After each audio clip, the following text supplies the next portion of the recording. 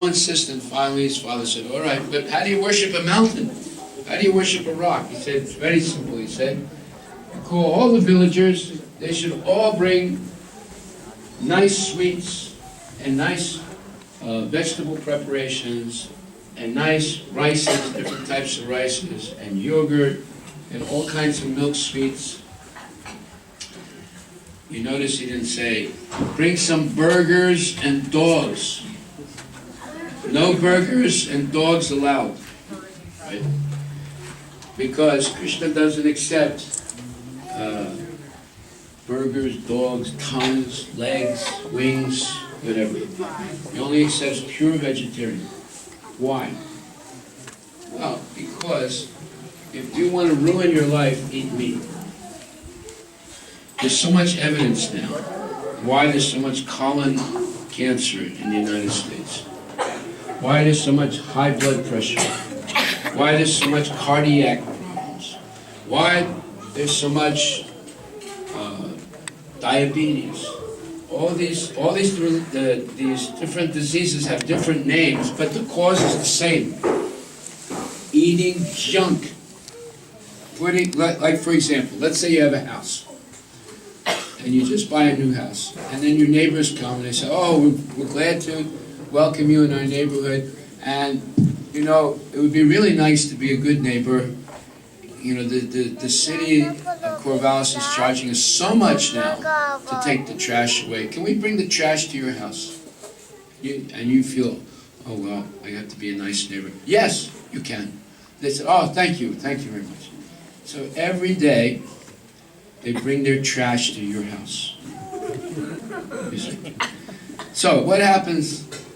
After a month, you have to move out of your house. It's full of trash. It's infected, right? Well, that's what happens with our blood. Now we have 9 doors to this body. 2 eyes, 2 ears, 2 nostrils, a mouth, anus, and a genital. What you let into these doors of the body determines who you are. So if you let junk come in through the eyes, junk come in through the ears, junk come in through the mouth and the nose, you're like that man who wanted to be a good neighbor. He let everyone put their trash in his house. After a little while, you have to move out. It's poison. Same thing with a river. You keep throwing junk into the river, finally all the fish die, and you can't swim in the river, otherwise you start itching all over and get breaking out because it's full of poison. So, therefore, meat, fish, eggs, and chicken, especially chicken, they're all actually very detrimental for spiritual life. Why? Well, look at it like this. When you eat something that eats dead carcasses, think about it. How about you, my dear friend? If you saw the thing you're eating between a bun, eating a dead carcass, would you eat it? No. Yeah, if you see the chicken eating a dead carcass, a dead person, you'd say, oh, I'm not going to eat that. Right? So, this is what fish eat. They eat dead carcasses that are floating around in the river, you know, decomposing. That's what chickens eat. Chickens eat dead things. And fish. Anybody have an aquarium here? Anybody have an aquarium? Huh? Okay. You ever see what they feed the fish? You have to go to the aquarium shop to buy the fish food. What kind of fish food is there? Dead bugs. Dead worms. That's what they feed the fish, right? And people think, oh, fish is good for your health. Well, how can it be good for your health if the fish itself is eating dead things? You see. So, Krishna only accepts Patam Pushpam Phalam Toya Yome Bhakta Prayachati. Offer me with love and devotion a leaf, water, fruit, flower, and I will accept it. Only pure things. So, only pure things were brought to offer to this mountain, Govardhan. And everything was cooked in ghee, no dalda, no hydrogenated oils. 67 years ago, there was big publicity in India and the United States. Eat margarine. It's good for your health. Nowadays, they're outlawing margarine and all hydrogenated oils because it causes high blood pressure. It causes cardiac problems. It causes all kinds of diabetes. They're outlawing it. Right? So, what did people eat before hydrogenated oils arrived in the marketplace? They ate ghee in India, pure desi ghee. Ghee is the best oil to cook with. It increases the health, increases ojas. Nowadays, there's a lot of problems about environmental contamination.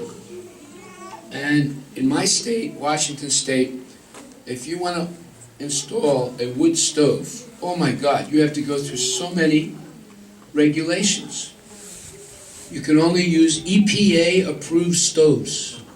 You have to get a permit to install it. And the inspector comes to your house, and they look at everything, make sure, if they find that you don't have an EPA-approved stove, you get a $2,000 fine.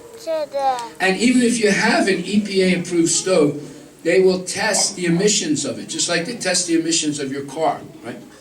If the emissions are over the high level, they fine you $1,000 and they force you to get rid of that stove, even though it was EPA approved. Can you imagine it? Why? Because if you put too much junk into the atmosphere, you get a smog alert, you get air contamination, people get respiratory problems. So, therefore, when you burn gobar, what is gobar? Gobar is cow dung. And you pick it up with your hands like this, and you make it into a patty. And you slap it against the wall, and the sun dries it. And then when it's dry, you use that patty to cook your food. And you use that patty to keep mosquitoes away. And what does gobar do? Cow dung do? When you put a little ghee on it and burn it, it releases hundreds of times more oxygen than it uses to burn. It increases the oxygen. It doesn't increase hydrocarbons in the atmosphere. It increases oxygen. That's why the entire ancient civilization of India was based on the cow. Not to eat it, but to get milk, which increases your lifespan. From the milk, they make cream. There's cream. The cream they make into butter. The butter they heat slowly, and they make ghee. Ghee is pure butter oil. That has no cholesterol, and it increases your lifespan. So nowadays, there are weapons of mass destruction, and there's weapons of mass misinformation. The weapons of mass misinformation are more destructive than the weapons of mass destruction. See?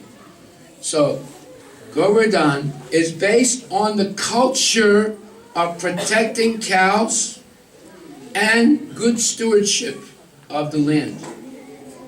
And people lived very peacefully, and they were opulent. Nanda Maharaj, Krishna's father, had 900,000 cows. 900,000.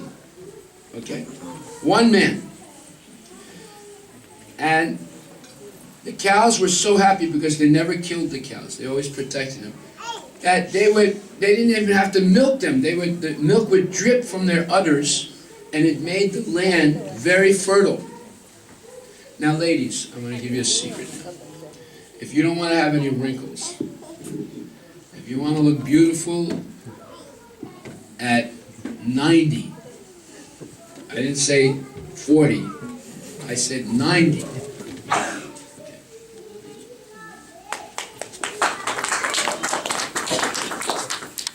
Use milk. Milk and yogurt are the best cosmetics. You don't have to pay $98 for a little bottle of Guerlain cream, or the different. You just use milk and ghee. It's the best thing in the world for your skin. Because milk comes from the cow. It has natural animal protein. You don't have to kill the animal to get the protein. get the milk. Milk has all the protein, has vitamin B12. Everyone says, oh, vegetarians, they don't get any B12 because they don't eat chicken and liver. You don't need to eat chicken and liver for vitamin B12. You drink milk. Milk from cows that are treated with love. Therefore, this whole culture that we're going to see tonight, it's based on protection of cows and good stewardship of the land. And in order to protect the cows and be good stewards of the land and the environment, one prays to God. Because it all belongs to God, it doesn't belong to... Does the United States produce in factories tomatoes and potatoes? No. It's produced from the land. And if there's no rain and sun, they don't produce anything. Zip. All these things depend on God, on Krishna. Just like right now, winter is starting. Now, how does winter start and summer stop? The earth tilts on its axis a little bit. And then the northern hemisphere is a little farther away from the sun, and the southern hemisphere is closer to the sun. Who's doing that tilting? You tell me, is it the CIA? Is it the KGB? You know? Is it the ISS in India? No. It's Krishna. And that tilting is exactly precise. It's so precise that you can predict when it happens. You look at the almanac. Almanac is telling you when the sun is going to rise, when it's going to set, when winter begins, when is the summer solstice, when's the winter solstice, when are the equinoxes. They know perfectly why. Not because they're controlling it, because Krishna is doing it precisely, and our whole life depends on it. But we go around saying, there's no God. We all come from monkeys. By the way, if you have a monkey in your family, raise your hand right now. If you think you got a monkey in your family, just raise your hand. You got a monkey in your family? No, it's not a monkey. You say, these are fairy tales. That's a fairy tale that we come from monkeys. On the other hand, we depend completely on God for the changing of the seasons, for the tides, for the rain, everything. So therefore, these people, 5,000 years ago, they understood this. They were much more technologically advanced than we are. They didn't need hormone replacement therapy. They didn't need any of that junk. They didn't have to take Lipitor and this thing and that thing. They just drank pure milk, food cooked in ghee. By the way, the devas are very beautiful. You know why? Because they only eat food cooked in ghee, not in dalda. That's why they're very beautiful. They have very strong bodies, very beautiful. So this whole culture is based on protection of the cows. It's based on regular performance of jagyas. Jagyas means sacrifices. Just like tonight, you've made a sacrifice. Instead of going to a football game, you came here.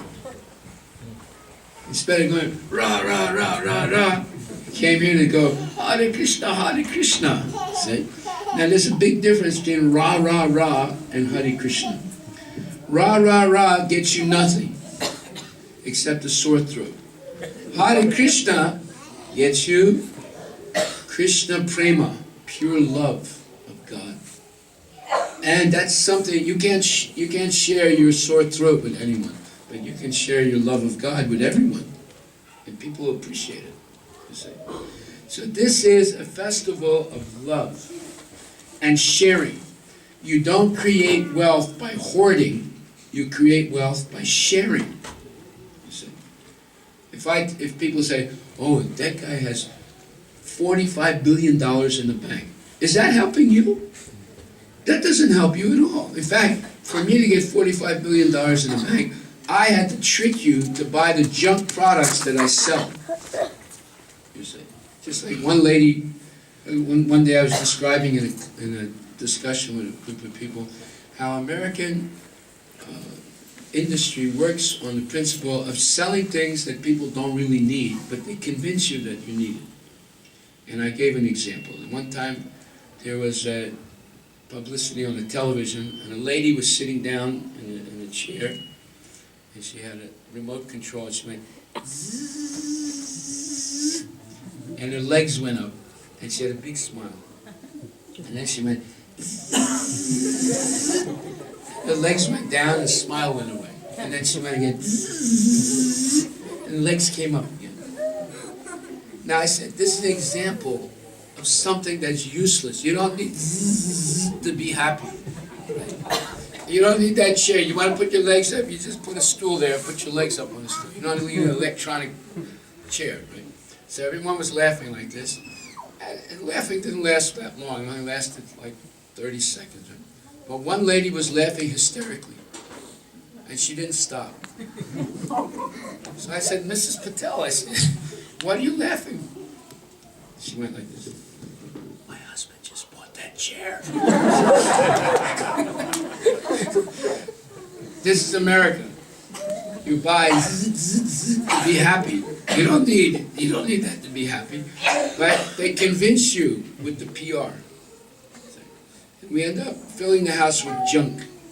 So there was no junk involved here. Everything was real. There was nothing plastic, nothing artificial. Everything was made with pure milk. Now, milk can be transformed into thousands, literally thousands of products. And this culture shows it. Like, for example, you have sandesh, you have gulabs, you have rasmalai, you have butter, you have sweet rice, you have, we can go through a list, there's hundreds and thousands of preparations you can make, beginning with one product called milk. You see? It's a miracle substance. And when you make ghee is absolutely necessary to perform Vedic sacrifices. Now, by the performance of sacrifice, all desirable things are received, like rain, like sun, but in a regulated way, not like happens today, like in Washington State. It rains 45 days straight. Everything is flooded, right? No, in the Vedic times, it would rain only at night, and during the day it would be sunny. Now, when it does that, everything grows in an amazing way, when it's regulated. But if it keeps raining and raining, it floods everything. You plant your seeds, they all die.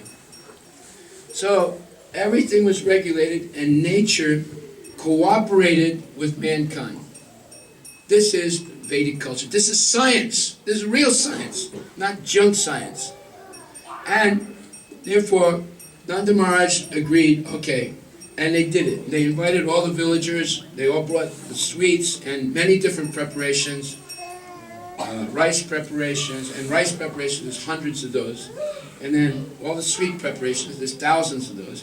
Then all the chutneys, and then all different types of vegetable preparations, and so forth. So it was a fabulous array. And they made big mounds of all these preparations. Because part of this ceremony, once the ritual part is finished, then you have what's called anakuta. Anakut.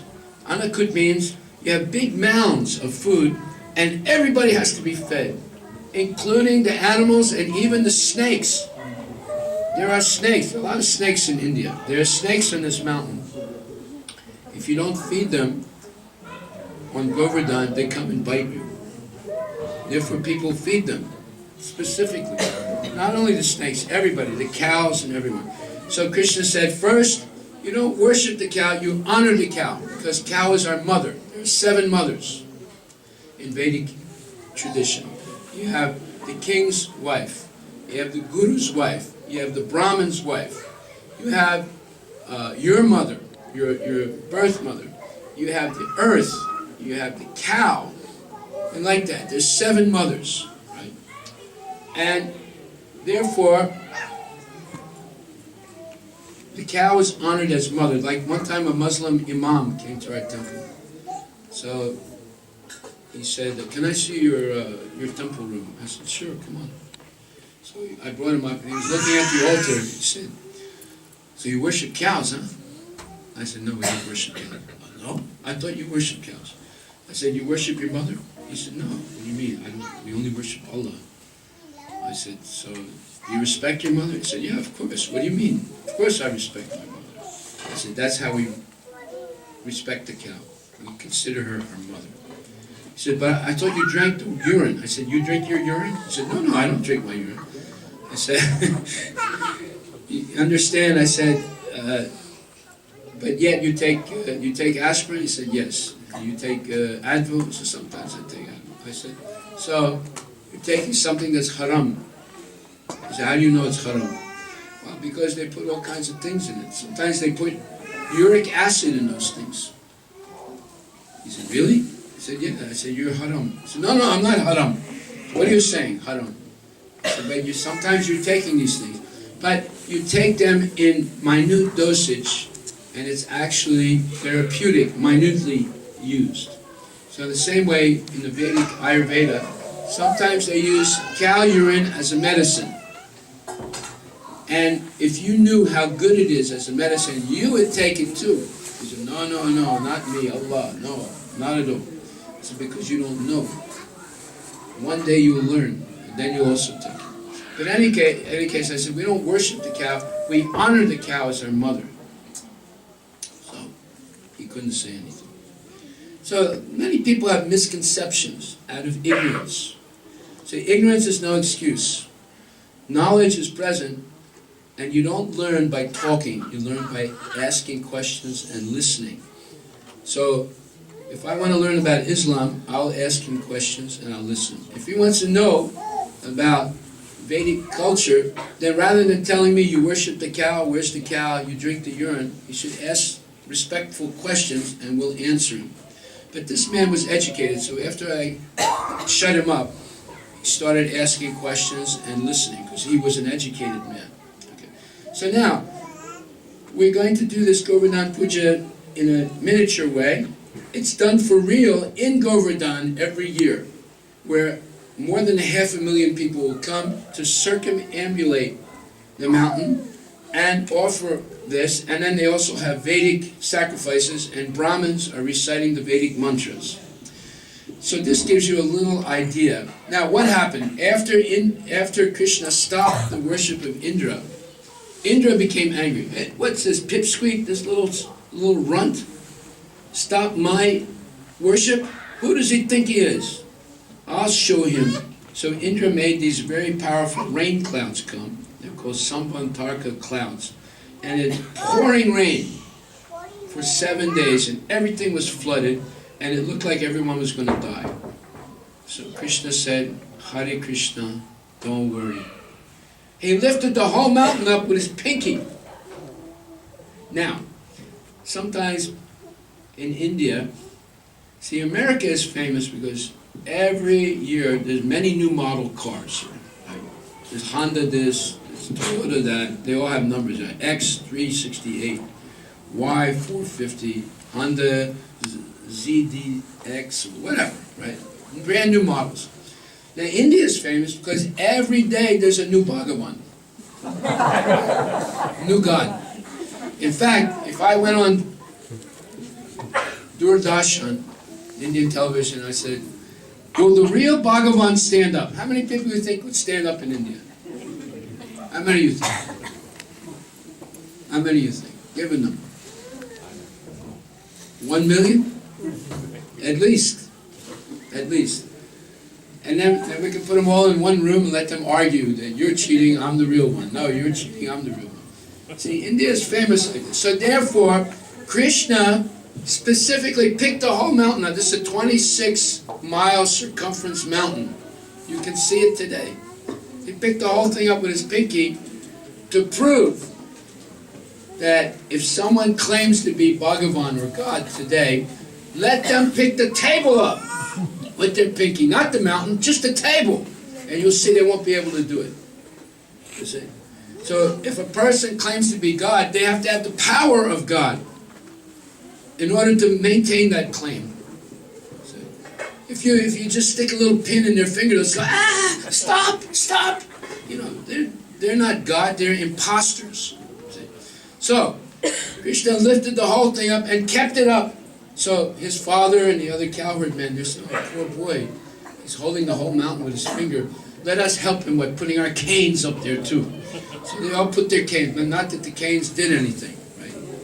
How can you pick up a 26-mile mountain, right? But that was out of their love for Krishna. So at a certain point, Indra realized, my God, he said, I'm such a fool. I thought this Krishna is appearing like this little child, that I could trick him, I could take advantage of him. But now I realize the whole thing is a failure. So Indra came and surrendered to Krishna and asked for forgiveness. So this is a very big story. It has a lot of deep philosophical meaning. So now, once they circumambulated the mountain, they said all the Vedic mantras, they were chanting Hare Krishna, and then, so that they would be sure that Krishna was not tricking them to worship a rock. Baby Krishna was like down here, and then he simultaneously manifested a form as big as the mountain and stood right next to it. And then all of a sudden people realized, this mountain, in some mysterious way, is none different than God. That's why today, rocks from that mountain, they're called Govardhan Shilas. They're worshipped exactly like the deity of Krishna. We have one in Seattle. Now, some people say, oh, this is all sounds like fairy tales. Well, fairy tales are, we come from monkeys. That's a fairy tale. It's not true. But this is factual. But in order to understand this, one must be free of tamas, rajas. These are two things that corrupt our ability to understand God. Rajas means passion, and tamas means ignorance. People who are into passionate and ignorant activities cannot understand anything about God. It's like explaining differential calculus to a monkey. Monkeys understand bananas. You say, you give him a monkey, and he eats it. He understands a banana. But you try and explain differential calculus, you can't understand anything. See? So that's what happens with people who are rajasic and tamasic. You explain this, they say, hey man, hey dude, this way, that's far out, you know, I gotta turn my baseball hat around like this. Let me hear it again, but I gotta get a bud also, and maybe a dog, and then I can maybe understand something. They don't understand anything. So this whole process of Krishna consciousness is raising people up to the level of goodness, sattva guna. In sattva guna, a person can understand something. Sattva guna means no dogs, no bud, no baseball hat on backwards. Person is practicing seriously spiritual life, and they begin to clear away the fog in the brain. And then they, by drinking milk, chanting Hare Krishna, Krishna, Krishna Krishna, Hare Hare, Hare Ram, Ram, Hare. Now, if you're dirty, you go to the supermarket, let's say Winco, because it's cheaper there, and you buy some soap, Dial soap, Dove soap, some soap, right? And you go home, you take a shower, and you rub the soap with water on your body, and it washes away the dirt. Does Winco sell a soap for a dirty mind? Tell me what brand it is. See, the problem in America is not technology. We have tremendous technology. The problem in America is people's minds are corrupted with all kinds of nasty thoughts. Therefore, you read the newspaper every day. My God, you don't have to watch any movie. You just read the newspaper. There's all kinds of crazy things happening in this country every day. Why? Because people's minds are screwed up. Now, what's the soap for the mind? You know, man? Huh? Hare Krishna. Yes. The mind, safkaro, it cleans the mind of all dirty thoughts. Why? Because the name of God and God Himself are not different. That's the meaning of God having absolute power. For example, one man told me, look, this Hare Krishna, that's not the thing.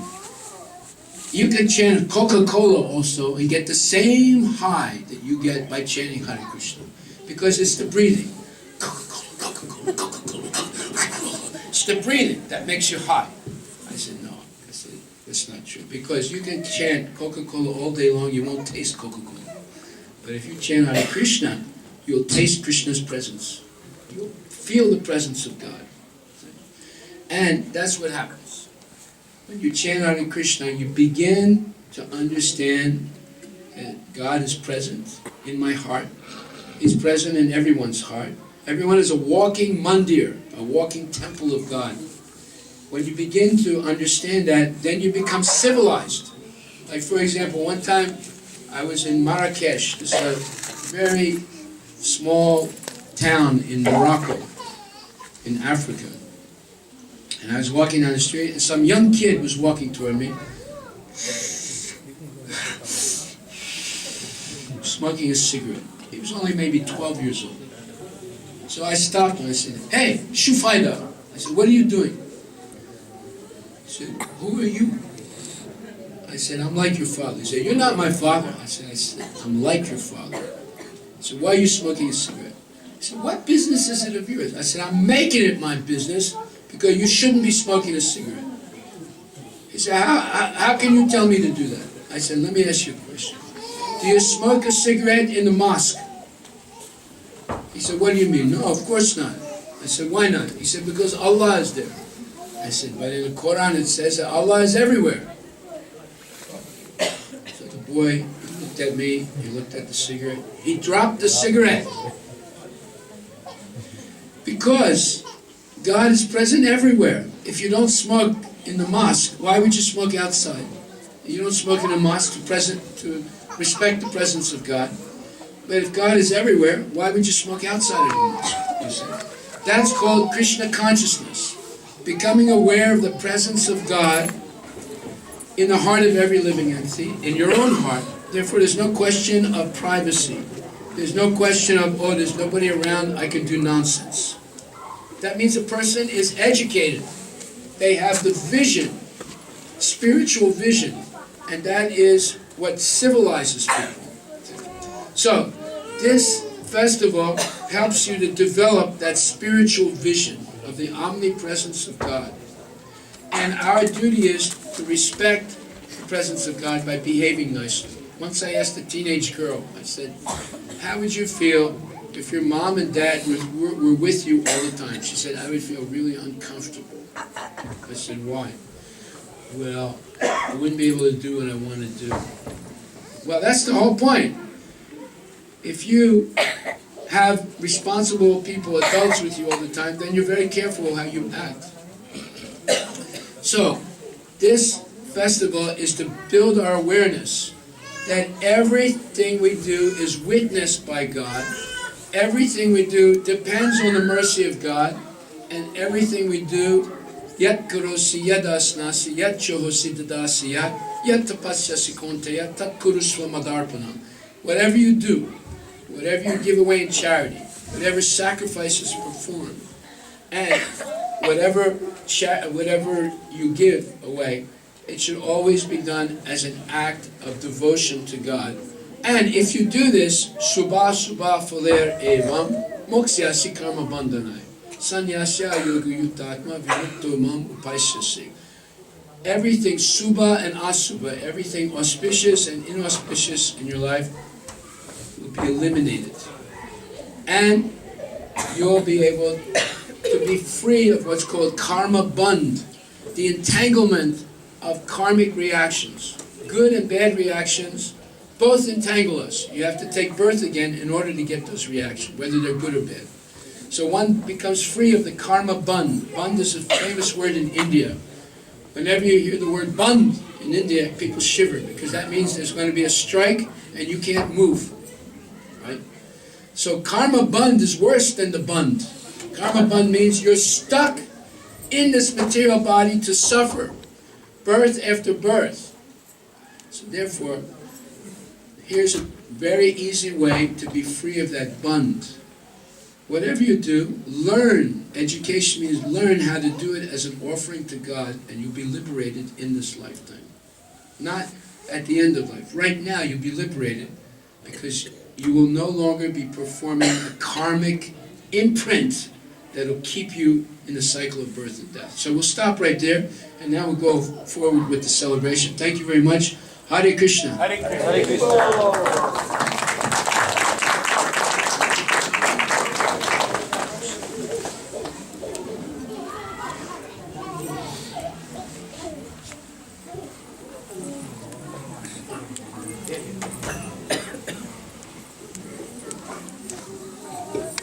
Thank you so much, Prabhuji. Wonderful enlightening class. It's lively. Now we will have some dance performance by kids.